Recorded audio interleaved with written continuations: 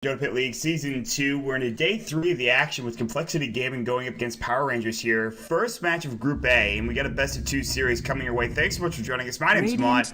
With me today is Nahaz. How you doing, man? I am great, dude. This is one of my two favorite days of the year. You can have Thanksgiving, you can have Christmas. I will take the tip-off of March Madness and the first pitch of the Division Series. So I'm great. Man, really excited here for this Dota Pit series, and I gotta say, I've seen a lot of Dota recently. I cast a lot of games going yesterday, even doing WCA a little bit. I saw the LGD versus Navi series, cast that before I realized that I needed to sleep. So I just got up. Complexity versus Power Rangers should be a good matchup here, man. Very excited for it. Yeah, Complexity have really looked good recently. I mean, they've yet to break through against SNA or Navi US, really, but I mean, they've certainly looked like they're on the edge of becoming one of the Tier 1 NA teams. And I mean, this last game that I'm looking at from Canada Cup, I think you guys cast this, where was it Z-Freak that had 30 kills on Skywrath? I mean, that was just absolutely insane. That was only the 11th time in Pro Dota 2 history that a player has notched 30 or more kills in a match. So just impressive. And yeah, this is okay. So this is pretty much how Complexity has been starting their drafts recently. They've shown a little bit more variety in their last 5 matches. But right before that, they had a period of 12 out of 25 matches with Swindle on Viper. He is incredibly confident on that hero. He's played this Viper Razor matchup a ton of times. They're very, very good at exploiting that, a matchup that generally does favor the Viper a little bit, but Swindle really knows how to get the most out of that matchup. And the Enigma is something that we've been seeing coming back later and more and more lately. And I really, on this hero, maybe less so on the Dire side, but certainly on the Radiant, look at what this hero is able to get out of his first camp or two. If he's able to get level 2 out of his first hard camp, he is a very, very difficult hero to stop farming. Yeah, obviously Enigma is just so good early on in the game, and if you don't have any aggression coming your way, you can send him in the jungle. Hopefully his jungle doesn't get warded. We'll see him probably farm up pretty effectively. You talked about Swindle on Viper. Certainly one of his best heroes. He loves to play aggressively, and this is a hero that can do just that. He'll have to go up against the Razor. Potentially, it might be the mid lane matchup. You might see the Razor safe lane or the Viper safe lane. There's a good chance. And they pick up the Vengeful Spirit as well. So this has just been really the standard draft for a lot of teams. Is you pick up the Vengeful Spirit as your obviously support. You get the Razor. You know, Enigma and Viper, 2 solid heroes as well. So, with the exception of maybe like a Skywrath or a Death Prophet, usually those will be the first picks. But this is about as standard as it gets right now. Yeah, Venge is really off to a very strong start. She's 24-18 so far in 6.82, and as you said, she's been run by a lot of teams, even in a couple of different roles. I mean, you have seen Core Vengeful Spirits, and Power Rangers is really a team that used to be known for that. Now, they, as much as anybody else, I think, have been hurt by the roster turnover in the EU scene. Obviously, everybody knows that they lost FNG, who was their drafter, to Navi, but they're also playing without Moon now, who was their core Vengeful Spirit player. So we'll see if they still choose to slot this hero into a core role. I'm not so sure that anybody on their roster right now is quite as confident with that. Yeah, that makes it, usually you have somebody that feels comfortable playing your carry Vengeful Spirit or your core Vengeful Spirit, and if that's just not available to them, I imagine they're just going to go for a support. It just makes more sense that way. And for Power Rangers, I mean, this is a team that has been for a long time a very solid team in the European scene, and it's unfortunate that the roster changes did happen. Yeah, like you talked about, FNG I think was one of the best players and one of the most underrated players, and then Power Rangers together as a team was certainly underrated, although they had kind of a rough time at the TF4 EU qualifiers. This is a team that's still very solid and has played some really good Dota in the past couple of months, maybe even years. So, yeah, interesting that the bans that you're seeing coming out here, the Visage ban and the Bane are two that you necessarily wouldn't see out of a lot of teams.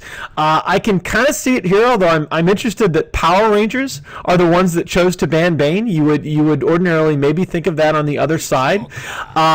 Oh, wow. Okay, so now the draft takes a turn completely in the other direction with the Witch Doctor, and I mean, nobody can deny this hero's combo potential with the Black Hole, but I haven't necessarily seen Witch Doctor have a lot of success in the laning phase recently, and that's really what I look for. A support that can combo up in mid-game team fights, that's all well and good, but there are a lot of those, and I haven't necessarily seen Witch Doctor do great in lane lately. Yeah, and that's the thing. You pick this hero, you want that wombo combo potential, but are you going to stay safe in lane? Like, you have only just Cask early on. Yeah, you have Voodoo Restoration, maybe Maledict if you want to throw that out there as well, but, I mean, he's not necessarily as strong of a laner as, say, obviously a Scarith Mage, maybe even like a Vengeful Spirit, because Venge has obviously the armor reduction, Magic Missile, just a perfect lockdown stun coming out, a decent duration, whereas Cask it's very short at its first level. It only bounces a couple of times. And on top of that, the damage isn't really there. Although his base damage is pretty solid. I worry for any hero, that's played with the Witch Doctor in that laning phase up against Power Rangers, especially if they go aggressive here. Yeah, and it's interesting to me, though. Power Rangers go ahead and pick up the Faceless Void into the Enigma. So what we talked about earlier about the importance of shutting that Enigma down early in the jungle, I think is even more relevant now, because that's a hero that if that Enigma can get his items online early, specifically if he gets that BKB or maybe even Blink Dagger online, he can all but neutralize the Void in the Chronosphere. Yeah, that's absolutely true. Making sure he doesn't get a good chrono off is, I think, very important for Complexity now. Is Power Rangers are this is a very solid draft for them, and they also have the Vengeful Spirit as well, so you won't be able to get swapped out. And if Void's having a rough time in the chrono, you can always swap him out as well, which is right. They just have that extra little bit of mobility and kind of team fight potential going for them. Right, and that buff to Vengeful Spirit's level 1 swap, I thought at the time that was going to end up being a big deal, and I think that really has. I mean, just in terms of being able to cancel that black hole early on, I mean, even before you think about swap as canceling the black hole when the BKB is on the board, but even now before the BKB comes into play, that can still be a very effective device to stop that Enigma black hole. Yeah, absolutely. And this is going to be very tough positioning for Complexity. It's just you have to find the right black hole and make sure that you can get a couple of kills off the back end of it. They will have the Treant Protector, so they have overgrowth to work with and living armor. And now it gets very difficult for you to push into towers here for Power Rangers. This is also very interesting because this is probably going to be an Enigma in the offlane, as Limp has played very often. That's something that I've forgotten, is Limp has played the Enigma very well in the offlane. Power Rangers go for the Earthshaker as their second support, though. Yeah, J4 has had some really good games on this hero recently. Very impactful with those early game fishers, setting things up. Okay, hold on a second. I'm gonna play with my mic settings for a second here. Greg is telling me it's a little bit too high. The game, it sounds just like. Ugh. This has been it's my Windows drivers, and this has been happening lately. I'm not really sure why. Well, no worries. So. We'll finish the draft off, and we haven't seen any action yet. Ancient Apparition getting banned out for Complexity. One more ban to go for Power Rangers here, as they have a couple more options with their last pick. But Faceless Void Razor might see an offlane pick here, although the Faceless Void could go in the offlane. We'll have to see how things do turn out. All right, that should hopefully be better. Yeah, that's actually perfect. Yeah, I don't know why Windows just all of a sudden just randomly turns my mic volume up to full on me, and I have no idea why. But anyway, we do have an Earthshaker on the field for Power Rangers, and so yeah, this is the downside, right, of first picking that Enigma. And again, picking the Enigma is about more than the black hole. Okay, it really is about his early farm, the ability to get that mech, have the flexibility to get that Blink Dagger early up online for your team, and the threat of the black hole, obviously something that you hear parroted over and over, but it really is true that the threat of the black hole can be as significant as the spell itself. That spell only gets cast about 4 times on average in a pro match by an Enigma. But certainly Power Rangers have just given themselves so many options here in terms of stopping that black hole and really locking down a lot of Complexity's heroes. And I don't know that Complexity have those same options. The Morphling is a good pick here. It's very mobile. We've seen Tinker run this hero a lot. It's a hero that can potentially benefit from some of the longer games that we're seeing in 6.82, even in 6.82b, but the pressure is really on them to get this Morphling off to a good start in lane. And so I come back to my earlier concerns about the Witch Doctor. How effective is that going to be as a laning partner for the Morphling? Yeah, that's the real thing. I mean, there is some potential damage coming out from Waveform, from Cask, but I just don't know if you're going to stay safe. Morphling's a hero, though, that can survive a lot of initiation with, obviously, his strength, Morph, and Waveform and his mobility. So it's a hero that I really like also because you have early game aggression if you want through Waveform, but you also have late game potential like you talked about. Right. One of the best heroes for that. So I'm very excited for Complexity, as Moonlander probably is going to pick that hero up. That's a hero I don't see him play too often, but should be fun. No, it's been a great hero lately, and like I said, Tinker have been running this, and they're running these ridiculous strats where they just kind of go back and forth, trade back and forth for the first 40 minutes, and then they just wait for these late game team fights where both their carries, their cores will get a ton of farm, and they'll just generally out execute the opponent. It's been a lot of fun to watch, but here we go. Oh, nice. I was hoping we would see something like this at the end. The rest of PR's draft is just so stable, right, that they've given themselves a lot of flexibility with the last pick, and they do choose to go for that range DPS here to complement the Faceless Void and the Earthshaker with all of this lockdown. Now, it is important to mention, remember that Sniper's headshot got changed, and so he can't insta-cancel that black hole anymore, which is a little bit of a concern. But again, because you've been smart with the rest of your draft, you already have plenty of options in that regard. This is what I really like about this pick is that you talk about positioning wise. I think it's very important for them to be spread out, especially with the black hole, with overgrowth. And now you have so much to deal with in terms of mobility. How do you lock down a sniper? How do you lock down the Faceless Void? They're going to create so much space for them that even if you do lock down one of these heroes, there's a good chance you're going to get echoed or you're going to get chronosphered. You're going to get swapped. Rage is going to run you down. So there's so much to deal with here for complexity right now that I worry for them in this draft because the supports are really strong. You've got really strong cores. Although Faceless Void in the offlane, I'm not crazy about as much as I used to be with how this hero was played, but he's still a very good offlaner, and he shouldn't have any real reason to go down in this top lane. I mean, you're going to have aggression maybe coming from a Treant Protector and from a Witch Doctor, but there's no real damage early on, at least not until you get a couple levels of Cask. I don't know if they can take this Faceless Void down in the top lane. Yeah, they're going to need to, if they get an early rune on the tree, that will help them a lot because obviously haste or DD on Treant Protector, they're going to be able to threaten this void up here. But yeah, other than that, I think they very well could have a hard time zoning out this Faceless Void, and that would lead to a lot of trouble for them because they don't. Okay, it is going to be, as you said, Limp's Enigma in the off lane, and hard to argue with that given their lineup. Swindle's Viper should have the decided advantage here over Shotchlo mid.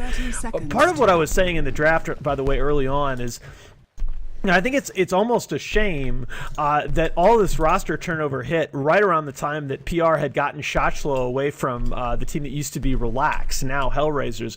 Shotchlo is just a remarkably explosive player, and he has a very, very flexible hero pool, and we haven't necessarily gotten to see him up to his full potential yet with this squad. Yeah, I agree with you 100%. And this is something that I'm very excited for Power Rangers. Oh, we're going to trade at the top. What are you doing there, buddy? Wow. He's blocked in. They're going to throw the Cask. He'll pick up the DD damage, or double damage rune, excuse me, and he has to salve immediately. He is so lucky that Tree didn't go boots first. Wow. That could have been huge. I'm surprised he was so aggressive with that. I mean, he gets the DD rune, but he has to waste the salve because of it. And he could have gone down, man. That's crazy. But yeah. Well, one thing, look for J4 here. There's a lot on his shoulders in the early game because he really has been doing a lot. They've done this before. They've picked kind of unfavorable lane matchups mid and top on the Radiant side, and J4 is really able to control so much of the map early on, roaming around with his Fishers, and help to neutralize some of those early disadvantages. Even if he's not getting the kills, he's preventing those other lanes from being too aggressive on his heroes. Yeah, absolutely. J4 is already roaming around the mid lane, and we'll see if he has an impact early with some roaming kills, maybe just, you know, pulling some creep camps, getting some experience that way, helping out bottom. Top lane is just going to be kind of Void getting experience here, and they really can't lock him down unless they see, obviously, Z-Freak come in as a Witch Doctor. I mean, you can see the right click from Riser. There's the leech seed as well. But he's already got that time lock. Yeah, he can time walk away, and he has time lock, which is doing some nice damage to Riser if he procs it. Although he has to waste a lot of regen, though. So this is something, though, that you're seeing. He started off, it's a little unfortunate that he had to blow the salve right away as a result of that exchange by the top rune, because he started off with a salve and 2 sets of tangos. And this is something that you're seeing offlane Voids do more and more. They'll go for that early level in time walk so they can trade with the supports here. And you see he's trading with the tree, and that's not usually a hero that you're going to trade with at low levels. Now that guy has a ridiculous amount of base damage, 87 at level 1, 65, not too bad for the Faceless Void though on the other side of things, and he will take a free hit coming out from Riser, so it's just punching central right now. Just 2 heroes going at it for the most part, but while that's happening, you do have in the mid lane Shotchlo. He's sitting on right now a decent amount of CS6. Yeah, he's ahead of the Viper. This is impressive. Yeah, this is a really good matchup coming out. I mean, Swindle should be having a great time here, and he's actually getting outlaned by a Sniper currently, so. Yeah, it's a little bit of that due to wave equilibrium, of course. With Viper, it does hold the advantage with the 3 denies, but still, you never want to see a sniper get off to this kind of advantage in the first couple of waves. No, I mean, this is going to be him getting maybe an early kill. You can see that the Sage's mask is coming out soon, and you get that extra damage. That's going to be beautiful. It's really about ganking the sniper early, and we'll see if they rotate, but... Well, Weejasek, he was trying to gank bottom lane, however, Limp with really great scouting and Eidolons coming through, and Weejasek can't get anything done there, so... Yeah, that's a really big deal that they rotated J4 over bottom and Weejasek and just couldn't get anything done. And yeah, I mean, this Enigma is doing very well just to kind of be stable in the laning phase. Might have a cask attempt here, but I don't think anything's coming to this. Yeah, they're trying to put some pressure early on the tower, but they're not actually getting anything done. They're putting some tower damage there.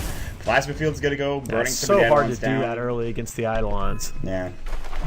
This is, it's gonna be kind of a tough situation. I'm surprised they rotated Z-Freak down, though. I mean, I don't know if they really needed him to be down there, but not the worst decision in the world. J4 picks up an Invis rune. This is what we call a hero killing rune. Although Swindle does know this is, he has picked this up. There was that ward down in the bottom lane. Bottom jungle. Yeah, and Swindle's got to be careful here, but and really, Shochlo is not quite in the position that you want to see him to get with a TP in though. Oh yeah, here you go. Block, beautiful. The headshot procs coming out. Swindle, magic missile. Weejasek gets in there and he gets the kill secure. Coming out from that vengeful spirit. Great TP. They did not have enough material on the field there in the mid lane to get that kill without the TP in from Weejasek, but he made the difference, and that is such a help to your sniper. You can see he's got the Aquila. He's going to have boots up by the 4-minute mark. That base damage disadvantage of the sniper against the Viper is really nullified now, and Sniper's going to be able to exploit that great attack animation to CS safely. So big early game exchanges here coming out in the favor of PR. Yeah, that's huge. I mean, getting the kill on the mid lane Viper, somebody that really can snowball and just start taking towers and fights as early as like the 6 to 7 minute mark here. And right now he's sitting on level 5, so he's doing fine despite the death. But that gives Shochlo a lock here in this mid lane. I mean, he's sitting on a Ring of Aquila now, 200 extra gold as well. He's sitting at level 5. He's getting close to 6.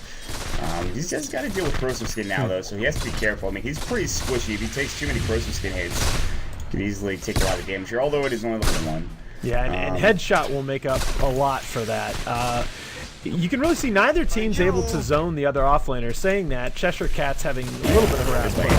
Shochlo getting caught out, but there's a nice Fisher. However, the leech seed did go, and the right click, and Swindle gets the return kill. Vengeance for Swindle here. Yeah, they really needed to have that. I mean, Viper is supposed to dominate in lane, and it's a little bit concerning, right? Because Viper and Razor both are heroes that rely on having an advantage coming out of the laning phase. They need that fast mech. They need those fast stat items at the beginning of the game. And, considering both offlaners aren't really being zoned out here, they're going to have their level 6 very, very quickly. The Viper's window is, you need to do something to actively prolong the window in this match in which he's being effective, so that gank was really big. Yeah, and there's no reason, especially because Viper is kind of the snowballing hero to a certain extent. If you can't get him involved early, then that's kind of the problem. But he's sitting back mid lane. It's getting pressured here by Shochlo as well as J4 roaming through again. He's on level 3, but not too bad. They do take that tower down bottom, and Tier 1 does go for Nexus in that bottom lane. So already some extra gold going his way. 800 gold in the bank now. We'll see if he goes for the mech or if they decide to build something else. Pick up the mech on another hero, but Shochlo now is putting pressure on the tower, and even with living armor, they're already starting to take these towers down at 6 minutes in. Yeah, and interesting, Shochlo is going the traditional sniper build. We've seen a couple. He might die here. Oh, nice Fisher. I don't know if it's going to be enough to save him, though. Yeah, Viper Strike is going to wear off there, and J4 with the body blocks coming through. And Swindle will not be able to get either kill there, but he did put a lot of pressure on that sniper. And Shochlo eats a tree, and he's like, well, I'm back. I'm fine. Listen, 150 HP, not a problem. Just a flesh wound. Yeah. He's just like, well. Viper can kill me in like 2 clicks. No big deal. It's a bit bold. We just think doesn't have any regen either, so I don't know what Shochlo thinks he's doing here. But Z-Freak looking for a top rune. No, 6-minute rune's already gone. J4's just going to right-click, and Z-Freak's like, well, I'm getting chased. Somebody help. They give him Maledict. Malphase, and they will use J4 should probably be dead here. He's got a Fisher up, but I don't think he's going to be able to get it off now. Nicely done. The animation is too long. He hits that Malphase. Yeah. So Limp and Z-Freak combining up to get a kill. Just a bit of out of positioning from J4. Meanwhile, Moonbander sitting at the top CS in the game. Yeah. 39. He also has Cheshire Cat is also like 2 creep kills from 6 here, and look for them to maybe set up a TP gank here top. He can get a 3-man Chronosphere.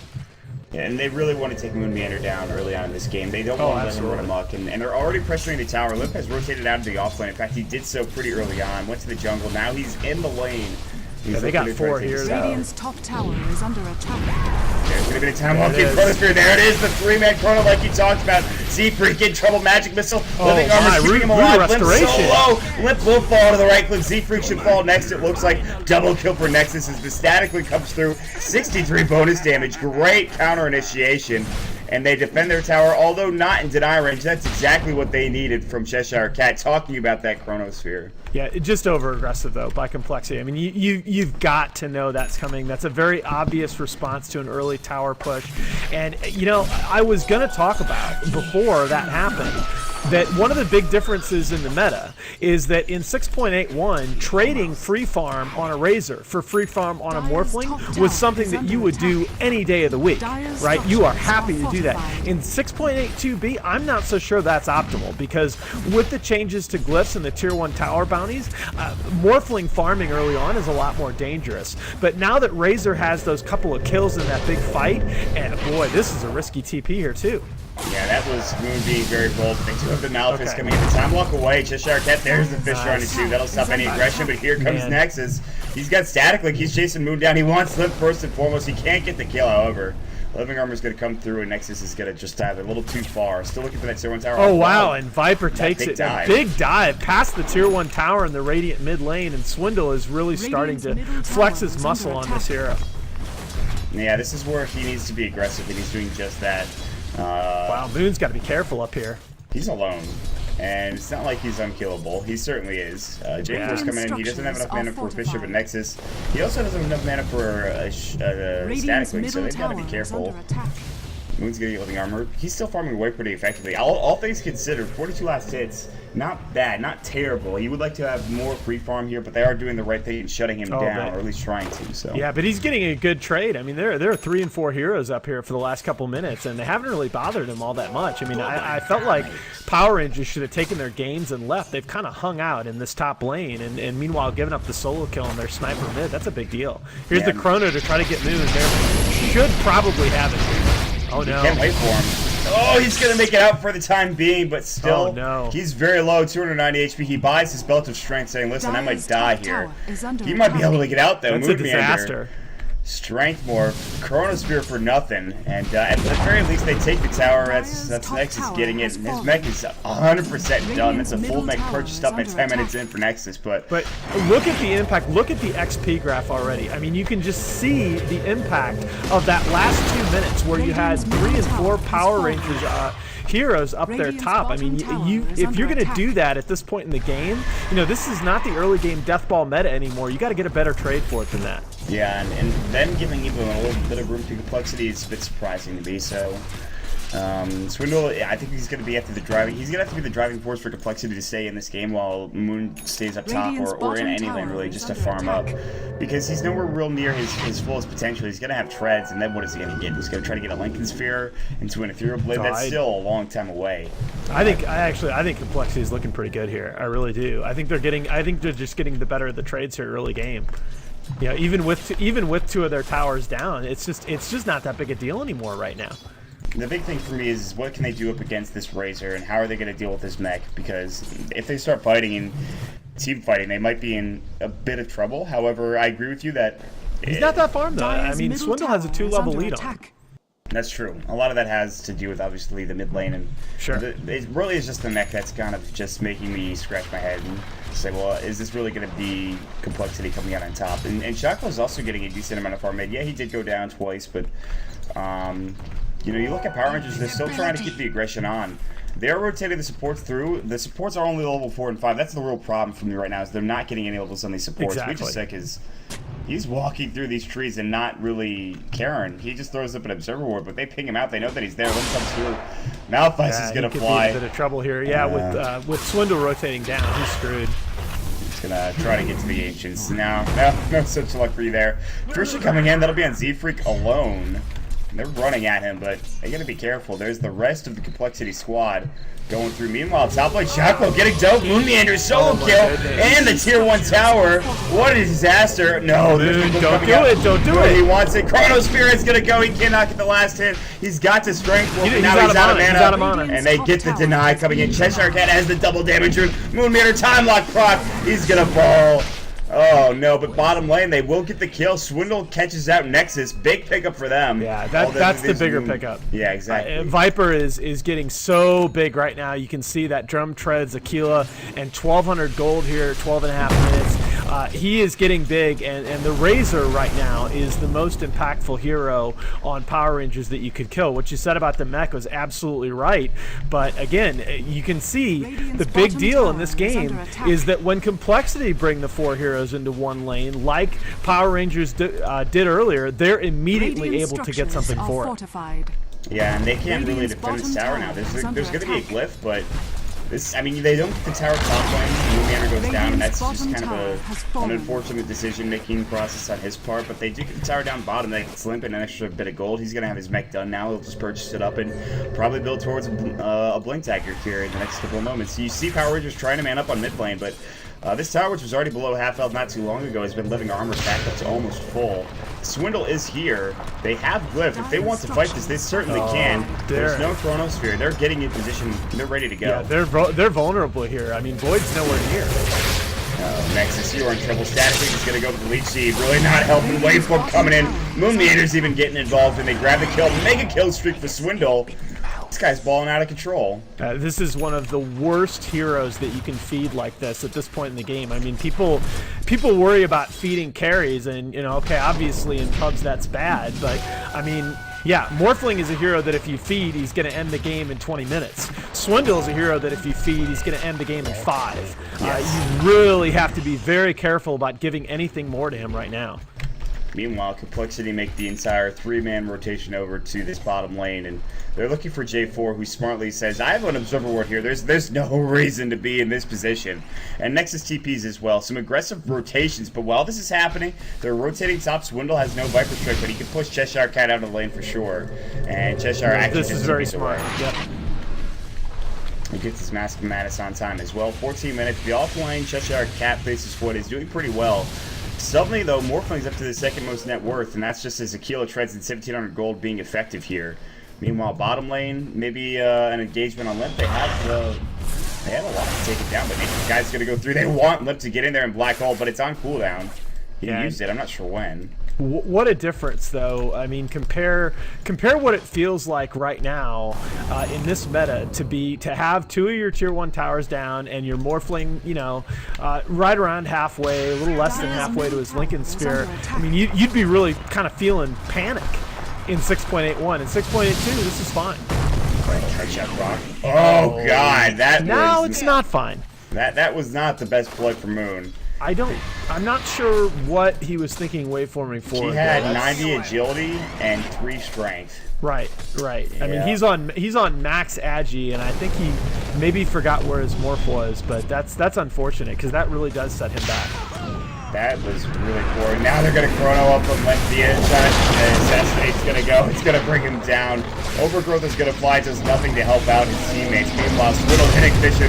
All of a sudden, this fight not going Complexity's way, but there's going to be the ultimate coming up from Z-Freak. But the backtrack, Cheshire Cat now going to get away. Swap on the backside, help out his teammate. Cheshire Cat out of mana, but they don't get a return kill. They lose Lip. They lose the waveform Morphling. Oh, yeah, that actually turned out better for Complexity than I thought it was going to. That was a wonderful zoning ultimate there by Z-Freak to kind of save the fight for them and force PR back. That could have been a lot worse. Yeah, it really could have. Now, Shotslow does have his Midas and 2,300 gold, so yeah, I mean, you were right earlier to point out how well he's come back from a kind of a rough start in that middle lane where he gave up a couple solo kills to Swindle, but on the back of a couple mistakes here by Moon Meander and the rest of his team creating a bit of space, this sniper is caught up nicely in farm. Yeah, absolutely. And not that Moon can't farm effectively, and he's still, that kill hurts him, but it certainly doesn't put him out of the game. He still has time to work with. So that blink on Sniper, this is, I think, a pretty good item choice right now in terms of his positioning and his safety in these fights. I mean, there's really no way for him to tank up effectively against this complexity lineup. The only answer is mobility. And Cole are going to go ahead and try and sneak an early Roche here. They do have the medallion on. No, that's the Dire side that has the medallion on the bench. There's no medallion on complexity. Yeah, this is the thing. They don't have the damage to take it down without. I mean, you look at the rotations coming through Power Rangers. They smoke up right under this Observer Ward. Get out. Complexity. Time to get out and dodge. Leave. Go home. No fight should be taken here, even with Black Hole. And you can see Nexus and Power Rangers are sitting on the high ground right now, looking for a potential initiation. Moon is going back in. He's going to get assassinated. All right. He's like, well, they know I'm here clearly. He's trying to bait this very, very well, but Power Rangers are not having any of it. No, this is the we know kind of thing, next level thinking.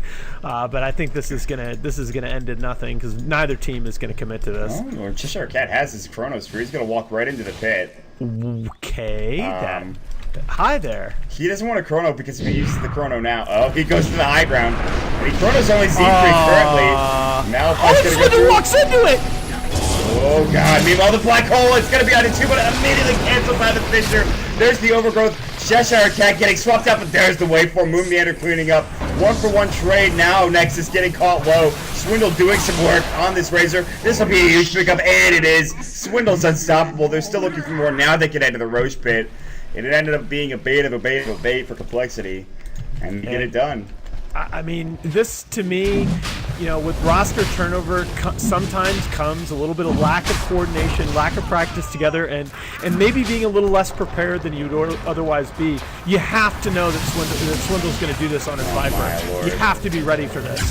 This was not the right play coming out from Power Rangers. They really wanted to stop this from happening, but in turn they give a double kill away to Moon Meander, and all of a sudden somebody that was at 1,000 gold sitting at 1,700 now, even closer to his Lincoln Sphere. Fisher comes through, just kind of annoying Complexity. Aegis is now picked up from Moon Meander. What a great turn of events for Complexity, the American squad here against Power Rangers. Yeah, they have taken full command of this match right now, and interestingly enough, it probably has less to do with the Aegis right now than it does just how much they got out of those last couple of engagements, getting kills on their cores and deaths on the enemy core heroes. Viper is sitting at tops on the board by almost 2K here in net worth over the Morphling, his teammate. All of a sudden, that Midas doesn't really look like it's paying for itself anymore. What a difference a couple minutes can make. Complexity had a solid lead in this match, but now I feel like they've got a chokehold on the game. Yeah, absolutely. Look at the net worth chart, 5,000. It was only 2,500 before that fight happened, and more so than anything than just the numbers. I think it's just getting the map control, feeling safe from Moon Meander, farming up, and having Power Rangers just say, well, listen, we can't really take another fight like that in the next couple of minutes. I mean, that's just awful. That was just a bad play for us. So Moon's going to be farming just fine in the top lane. Ultimate Orb is ready to go. Meanwhile, Chronos through mid lane Swindle, and they didn't get the Aegis, but look how tanky he is. This is fine for the right time. Magic Missile Assassinate. There's going to be the damage, but he will not go down. Cheshire Cat getting swapped out. Waveform, they might take both of these kills. The time walk away. Now they focus on Ouija-Sick, but Swindle does fall in the end. It looks like a Fisher came out of the backside and brought him down. Yeah.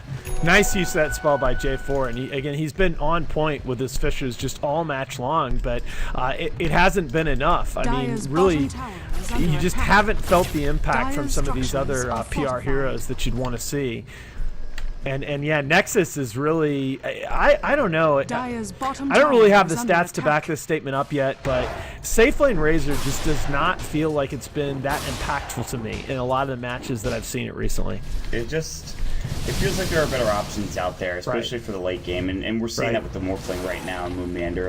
And also, usually you'll see a Razor pick up a point booster, or at the very least, maybe even a negative if you're having a fantastic game, but you look at what he's got. Nexus has got 1,200. He's just going to get the point booster right now at 21 minutes in. And, he has no other real farm. He's got, Phase Aquila and a mech. That's not really doing enough for you, I think, in this game. Especially when they man fight. They're just getting caught out and dying. I mean, I think you push the timing back of those big pushes, right? 15, 20 minutes. I mean, it used to be. Think about how many games you cast near the end of 6.81, and ask yourself, in how many of those games were all 6 tier 2 towers up at the 20-minute mark? Not many, and that's the norm now. And just pushing the timing of those mid-game pushes back by just 5 minutes, I feel like has a big impact on Razor's effectiveness. And now Morph does have his Lincolns, and his farm is just going to take off from here. This almost feels like we're back to, TI3, TI2 days. Hold that thought. Nexus is getting thought out as he's getting reseeded right there. Wait for him down, overgrowth. Nexus will mech, but he dies momentarily, and that's a mega kill streak for him. But as I was saying, it almost feels like we're back to TI2, TI3 days, and it feels like the same exact patch, but just with more heroes and a couple of cool changes coming through. And it actually makes the game very exciting, and I think the bounty change recently in 6.8 be really helped out this patch. Although I still think Death Prophet is a solid hero and it's very difficult to deal with. You still have ways to deal with it just by going through the late game. And all of a sudden we're seeing Medusa as this like standard pickup, and just because she's a late game hero, like she can take the game late like crazy. So. Yeah, now I mean I think they, obviously, I dislike the first incarnation of the Golden XP bounties a lot, but I think that this current incarnation may be very good for the game, because what we're seeing is we're seeing supports get a lot more levels off these mid-game engagements, and I think that's really good. That especially with Tower Gold bounties getting nerfed, I think it's really critical to help those supports get resources in some way. And the one bounty that's still very much in place is that XP, especially in the mid-game when heroes are leveling very quickly. Mm-hmm. It's just it's something to get the supports back into things. Whereas right. when you were a support later on down the game, and you just felt like you had no impact just because you were getting caught out, you were so low level, you had no items. Now that's not necessarily the case. Oh no! Cheshire Cat, what a bait the Mantis style from Swindle Melons. They had no idea. Womp womp, indeed, Cheshire Cat. Boy, his eyes got big and said, "Guys, I got this one. I'm bringing us back." No, my friend, unfortunately, you do not. That is a bit rough for Cheshire Cat. This leaves now the tier 2 tower open in the bottom lane. They're going to try to pressure this. They have no more team fighting without that Chronosphere. However, Moon, you got to be careful, friend. He does have the Urn Charge, and he will be able to regen up with living armor, but he's trying to get that tower aggro off. Look out, buddy.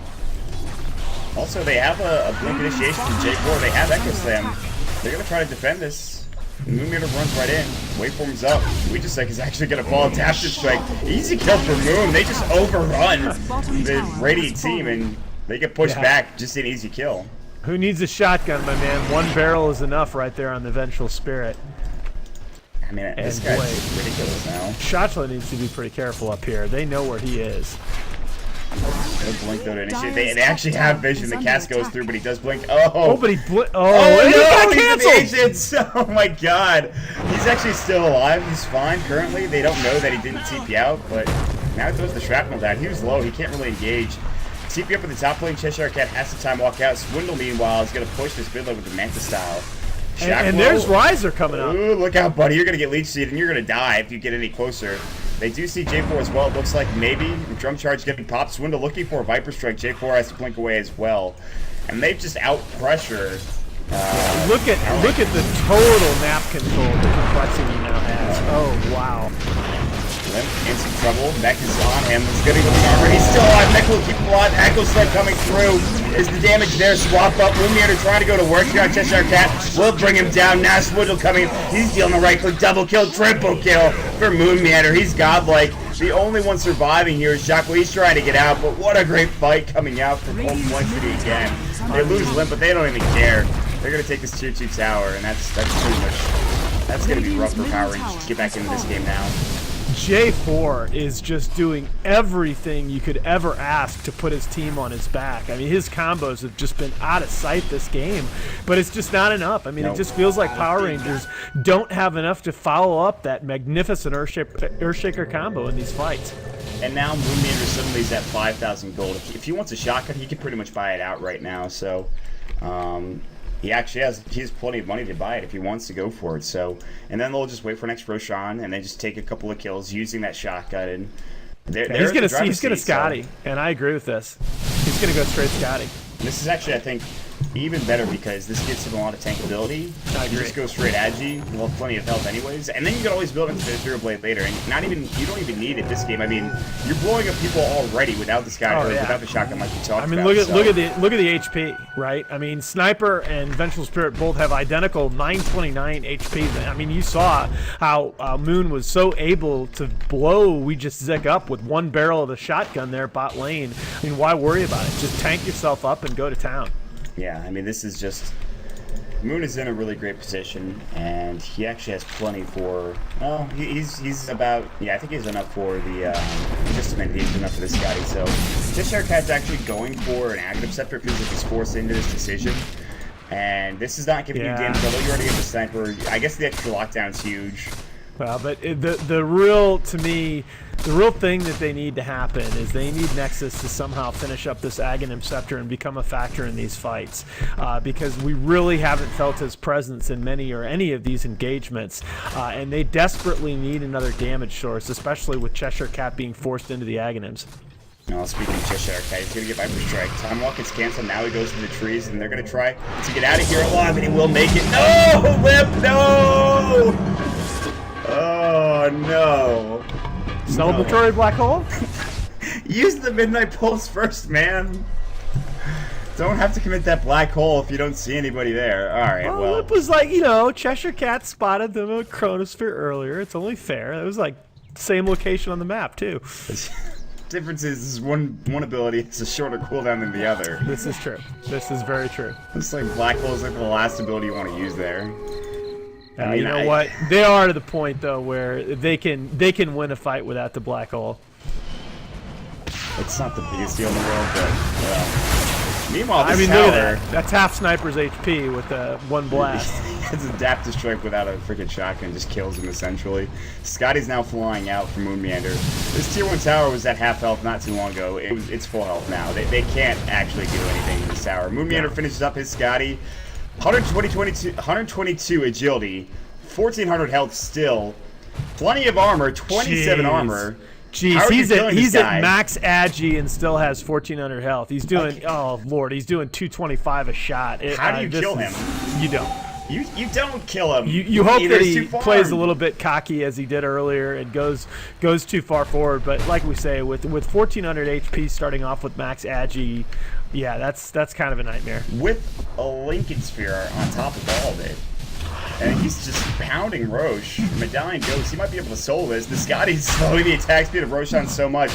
Even one bash will not ruin Moon Meander's good day. Moon Meander is probably having the game. He's feeling it, man. 10-2-2. If I'm in Moon Meander's shoes, I love this type of Morphling game. Just being able to go to town on these squishy heroes. And Power Rangers have got to find a way to deal with him. And I don't know if there's any real way other than a Chronosphere plus full all-out damage and all of your cooldowns on Moon Meander. Yeah, I mean, you think back to that fight that Power Rangers won in the top lane earlier where Cheshire Cat got that 3-man Chronosphere.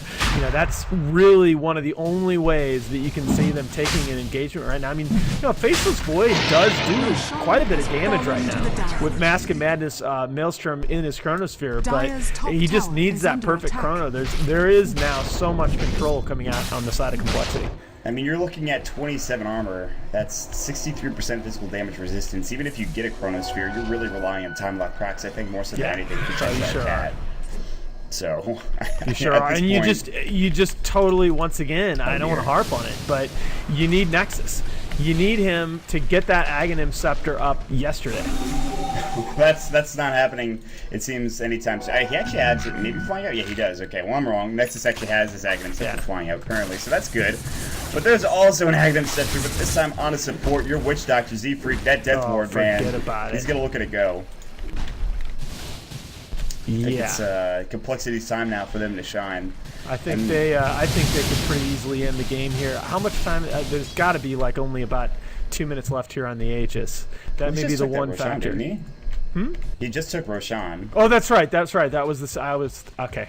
Yep. Got totally confused. You're right. He's got to have almost 5, which means that they can very easily take the tier 2 and possibly pressure the racks. Yeah. Cheshire Cat sitting in the top lane, but he TP's away. His Aghanim Scepter is done. So, I mean, this is it. I mean, this is about as far as you're going to get for Power Rangers. they lose this fight, this game is going to be over. Buyback sense. I mean, they just bought a ton of items here, so you only have one really on sniper. J4 pretty important, and now there's a Necro 2 coming up for Limp. Pushing up from the high ground is not going to be that big of a deal anymore. No, I like this. I like this Necro book mainly because, again, you are focused on ending the game by 40 minutes right now. There's really no reason to give that sniper a chance to come back into play with the Void and the Razor. You know, as we talked about, Power Rangers are starting to recover. They're getting some key items up. They're not out of this match yet, but this is a time where complexity still has a huge advantage, and I wish they would push. Oh, he's okay. Moon's got boots of travel anyway, so he's going to heal up. He's also going to replicate, yeah. He's going to push out bottom real quick and then replicate back towards that mid lane where MC Freak is being followed by that Viper replicate. So push in mid, keep top pushed in by Riser as well. And now this is something I can really get behind because I feel like we don't talk about lane equilibrium enough at this point in the game. This is a really good way to mitigate the risk that you take in forcing a fight, is make sure that all three lanes are pushed onto the opponent's side of the map. Even if you lose a fight here, you're still having to push down mid and trying to get towards a tier 1 tower in the mid lane, let alone a tier 2 tower. That's the crazy thing. And Moonmander picks up a double damage rune. It is time for them to go. Oh, There's goodness. no point in pushing out bottom anymore. He's going to head down there currently. Maybe try to pick off Cheshire Cat. He's got to pick up a TP scroll and maybe get out of there. Cheshire Cat. If Moon starts right-clicking one of these heroes with their Mask of Madness active, good lord. Adaptive Strike, backtrack, Cheshire Cat. Time walks TP's away. Moonmander now, he's got bots. He can bots down towards that mid lane if he And wants meanwhile, Shachlo gives up a kill to Swindle again. And he might have to force a buyback. If they push down mid or top, which is exactly what they're doing, they might actually have to force out a buyback now for Shachlo. So that's a really big pickup. Yeah, it is. And it just arresting the sniper's progression, and then again, if he has to buy back, I think any chance that PR had of coming back really got hurt by that. Bots, and now 2,000 gold. Moonmander just bought his bots, and he's sitting already at 2,000 gold. Plasma Field, Fisher, Adaptive Strike in the high ground does some nice damage to Nexus. There's the living armor on Moonmander. Again, he still has Moonlight Sphere, very hard to take down, 1,500 health. He's taking a lot of damage coming out here from the tower, I believe. There's going to be the glyph coming through. So glyph forced, and this is it. This is their time. Regen up from now Moon. He goes back to work on the high ground. The tier 3 tower under siege. J4 comes out with the Fisher, and we'll stun Moonmander for a second. They're still on the high ground. Tier 3 tower is going to take a spill. They will not have to use the buyback coming out for the sniper, but this is where it gets difficult. Moonmander's still on the front lines here. They've got to try to take him down. Mjolnir is even with the Mjolnir. There's the Chrono going through. They're going to find Limp here, and he's in some trouble. He might go down before you can even get his back off here, but look at the damage. Weak 6 falling low. There's going to be the Viper Strike. Static Link, Swindle. Nexus trying to keep me away. Looks like he will make it. No! And they will grab the kill. Aegis is down. Meanwhile, Leechy, Cheshire Cat trying to get out. He's overgrowth. There's the waveform coming in. Here comes Moonmander. The right click, the Adaptive Strike. Big echo from J4. What can they get done with this, though? Magic Missile. Moon's still doing work. He is falling low. Strike Morph. We just think about the ball. No! He stays alive. It's a Team Web coming out. Beautifully done for Power Rangers. J4, again with the huge Echo Slam, saves his team. And they get back into it. I mean, the difference, again, between that fight and the ones we were talking about earlier is that Shachlo's sniper now has just enough items. He can deal damage behind those monstrous combos coming out of J4. All of a sudden now, when you got that Echo Slam, that totem and that Fisher being popped right on top of your forehead, you've also got a sniper shooting you in the brain pan, and that was enough for them to win that fight. They had just enough damage to turn it there. Very impressive by Power Rangers, and they're now back in this match. And that's actually just a huge pickup. I mean, they say, listen, you know, we were talking about how maybe this game was complexity, just pushing down and taking a set of racks, and that was going to be it, but no. Power Rangers fight back, and they say, listen, we're back into this one. You're dead for another 20 seconds. We're taking a tier 2 tower, a tier 1 tower. We're getting a lot of gold off the back end of this. They certainly are. That's Cheshire Cat getting the tower, his Aghanim Scepter Maelstrom now done. And this is where it gets difficult for complexity now. With that team fight going the way of Power Rangers, they're back in. They have plenty of items to deal with these engagements coming out. And Lip needs to avoid getting Chronosphere. That's just about it. He's got to stay alive in these team fights, and he cannot survive for the life of him. Yeah, and also, I mean, we mentioned earlier that the 6.82 kill bounties had been toned down quite a bit, but this is an area where they still can come into play, and you can see it on Shachlo's sniper that had just completed his Mjolnir right before that fight, had almost no money left, is now sitting on 4.4k gold. If this sniper is going to get farmed, and he's going to get farmed in a hurry. Absolutely. So this is where it gets. You have to try to find a way to bring down the sniper, I think, in all of these engagements. But and it's still doable. I mean, you've still got a Morphling that is still ahead, and you've still got Swindle's Viper that, oh my goodness, I mean, now just picks up his AC. This might be they still have quite a lead. But the difference is they can no longer afford to approach these team fights with reckless abandon. Yes. They let J4 get another one of these perfect combos off, and they're hosed. Yeah, they won't have any buybacks for another couple of moments. I think they just sit back and farm and just take map control. Really good vision, though, coming out from the Radiant side. They have vision right around the Roche Pit and, obviously, as you can see, the Dire Ancient. So this is very important. Swindle, though, this Assault Cuirass might be the item that pushes them over the edge. You think about a Morphling doing all that damage with his Scotty and his right-click, you add an Assault Cuirass on top of that and the armor reduction that it gives you, and suddenly it feels like he can just man-fight. Not that he couldn't before, but he could pretty much kill all 5 heroes on his own. Yeah, but it's still, I mean, no matter how much damage you stack, I mean, Morphling's attack range is still only 350 compared to the 950 of Sniper. I mean, This is the team fight positioning here and the control coming out from the supports are what's going to decide these fights. I mean, we really have to see very, very good use of some of these AoE control abilities, and the team that handles that aspect of the fight better is going to win. Both teams have plenty of damage there. Shark that time while Chronosphere Swindle on. Very tanky though, tough to break down. They have no real damage coming out. Swindle is going to get static linked in. He might be able to walk away from this and will. Now Viper Strike Cheshire Cat gets swapped away, but he's still inside of that wall of the Fissure. Now the ultimate comes from Siegfried. Beautifully done. You've got to be kidding. Go. Aghanim Scepter doing work. Nexus is going to fall as well. Waveform into team wipe. Double kill for Moonbander. Z-Freak the hero. That complexity needed in that engagement. Look at it go, boys. Oh my goodness. What a wish, Dr. O. Z-Freak just plops it down. They take a huge fight. Started off perfectly with only Swindle getting caught out in the Chronosphere. He takes little to no damage. They don't even need the Black Hole from Limp. Buyback status. Boom, there it goes. You've got to buy back. You've got to defend your base. Moonbander is pushing up to the high ground currently. And they've only got one more. That'll be J4 as Venge does buy back. No buyback from Faces Void, but that's a really huge engagement now coming out for complexity. They're going to push the high ground. Whip's going to go. We're not done yet. Nexus is still ready to go. No Death Ward up now for another 26 seconds. Moonbander getting plopped right click down low, but still fine. Mask Madness goes Shrapnel as well. And Moon's trying to make a fight happen here. And Shockwell getting caught up the sky, but there's the magic missile now. Strength morphing. Static Link is going to fly as well. Only like a little bit of damage. Blink Overgrowth coming out. They have the Equislam. They have the Fissure coming in. Look at it go again. Nexus getting caught low. Moon still going to town with Shocklow. Can he get this kill? One right click away. Not able to get it. There's the Equislam. J4 fighting up. Moon solo. Assassinate. He might live here through it and will. Waveforms out of the Assassinate. A double kill for Swindle on the back end of that engagement. They still have yet to take the racks. Guys hit the buildings. They can't do it. No, now they think that's fine. I mean, they have total control of the map. This is what we were talking about earlier with the dominance that they're exerting over these lanes. All of a sudden, you're able to take a one fight like that and just go pressure all three lanes. And Power Rangers is going to have a really hard time getting out of the base. Oh, God.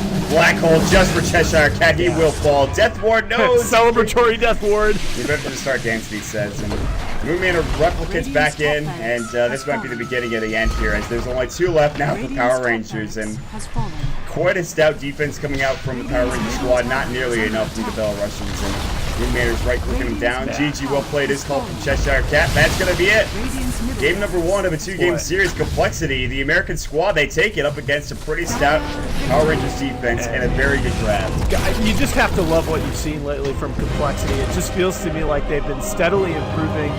They've shown a lot more consistency over the past couple of weeks. I mean, they barely missed out on a spot at ESL against Sneaky Nyx Assassins in the final, but really have shown that they have the stuff to compete with some of these very, very talented squads. So very nice, and we've got another game coming up for you guys. Yeah, we have our second game of this 2-game series to round things out for today's Dota Pit action. Again, thanks so much for joining us, guys.